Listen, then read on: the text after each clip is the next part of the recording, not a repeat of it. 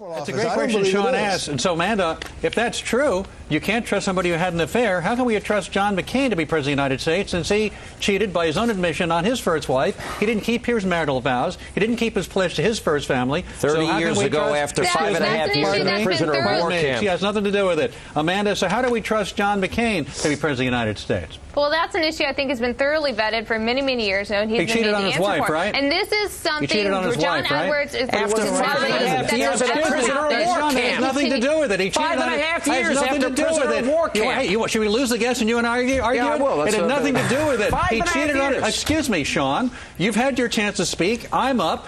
John McCain cheated on his wife, Amanda. John McCain cheated on his wife, Chris. Why do you have a double standard? And John McCain's running for president. John Edwards is not. He is. John Edwards is running for president now. He was doing it when he was having the affair. His wife had been diagnosed with cancer, Alan. I mean, if you can't see the difference between the two situations. John McCain's wife was in a car accident, and he came back, and all of a sudden he decided he didn't love her anymore, and he saw another woman. Of course it is wrong to have an affair. There's no question about that. So can we trust John McCain to take a vow of office? Does it matter today? Can we assume that 30 years ago? I mean, look, Robert Byrd was a member of the Ku Klux Klan a certain amount of time ago. After 5.5 years in a Vietnam camp getting beaten every day, there's a difference. 5.5 years after getting beaten every day. So it's okay they had an affair in his life. No, you know what? But there are circumstances you ought to consider. That lets him off the hook. Let's see how you act after you get beaten after 5.5 years. In just a moment. Let me explain. Can I explain something in the last segment? Sure.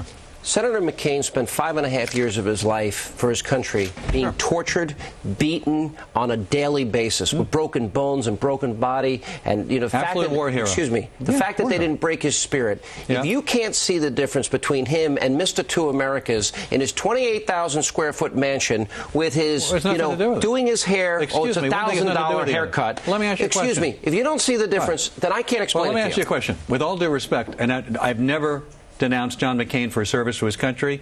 He is a true American hero. However, does that mean it's okay to have an affair when you come back from war? But here's the difference. There are extenuating circumstances, and he is the first to admit that when he came back after 5.5 years of being tortured for his country, that he was not the person that he is now. It was 30 years ago. And for you to make the same with the Mr. Haircut, his being a war hero with cheating on his wife, I don't conflate the two. We thank you for watching Hannity and Colmes.